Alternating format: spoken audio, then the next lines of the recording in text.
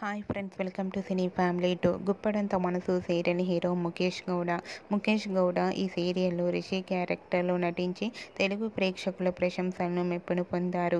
రిషికి ఈ సీరియల్ ద్వారా మంచి పాపులారిటీ క్రేజ్ లభించింది.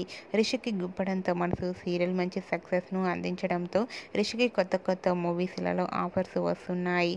అయితే ప్రస్తుతం రిషి గుప్పడంత మనసు సీరియల్ హీరో రిషి గీతాశంకరం అనే మూవీ షూటింగ్లో పాల్గొంటూ బిజీగా ఉంటున్నారు. రీసెంట్గా ముఖేష్ గౌడ గీతాశంకరం మూవీ షూటింగ్లలో పాల్గొంటున్న ఫొటోస్ని షేర్ చేశారు.